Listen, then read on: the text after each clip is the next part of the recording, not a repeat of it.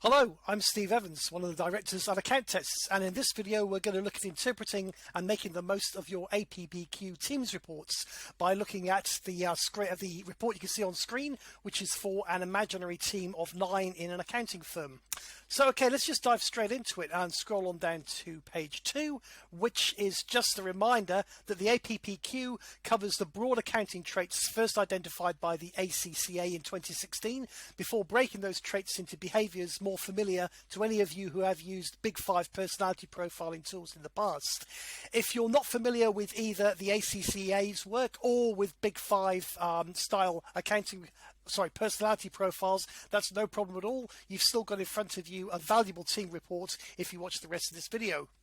So we just go take a little look at limitations and uses.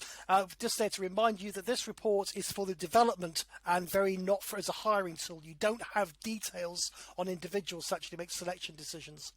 Also, do keep in mind that the individual APPQ reports that built this team report have a shelf life of around about 2 years, which is true of just about any personality questionnaire. If your report is 2 years older or more, you should run new APPQ questionnaires and actually start building your team again from scratch. So we move on to top of page 3. This is just the top of this bit is just for any people who've requested to run a Teams report but not individual reports, just to sort of highlight some of those limitations. And then we actually get onto the interpretation itself.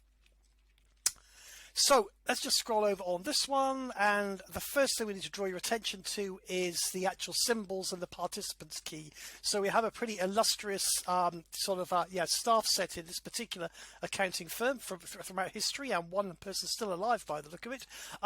So we've got effectively each member of the team is represented by a symbol, and when we actually get onto the actual team profile itself, you can just see that those symbols are represented on these 10-point scales.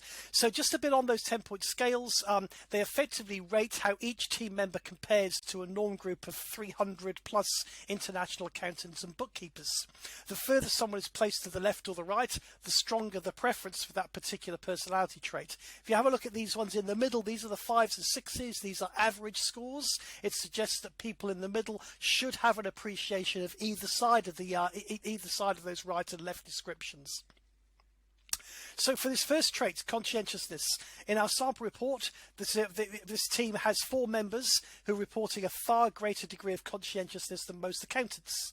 So from an accounting ethics perspective, this team has 4 members focused on valuing and adhering to the rules and legislation, and actually meeting deadlines and behaving conscientiously, whilst 2 other people lend a different perspective in challenging the values of established practices, and we have 3 who are as focused on conscientiousness as most. So effectively, we have a cluster of strengths and 2 people able to offer a perspective from the opposite end of the spectrum. Let's scroll down and look at one of the other traits. So we're going to take a look at assertiveness. So similarly, we've got a cluster of strengths towards accommodating the wishes of other people, and actually doing good customer service. Here we've got 3 members who are actually sort of able to take charge of challenging ethical issues from difficult clients and not be afraid of surfacing or addressing conflict when it's actually required.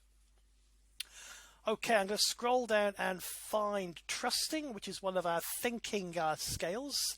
So this time we want to have a look at blind spots.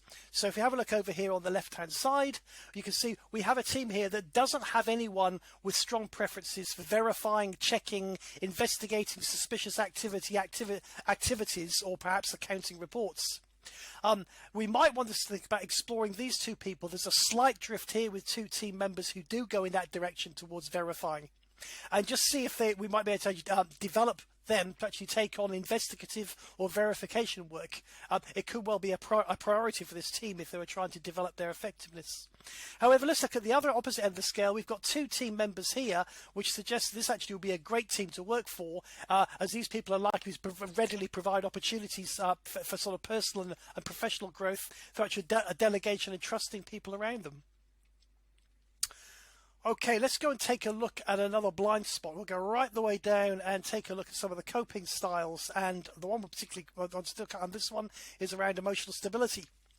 So we've got another blind spot, this time sitting over here. we've got nobody really strongly emotionally resilient, and 4 people experiencing less resilience than most accountants, 2 of them to really quite an extreme extent. So here we've got some risks of perhaps a team not coping with sustained pressure or criticism, externally or internally. So on this one, perhaps we'll be looking at a team which could well do benefit from coaching and support around resilience. So we've talked about clusters and strengths and blind spots. We now need to talk a little bit about solo positions, and I'm just going to pop up until I find creativity and vision.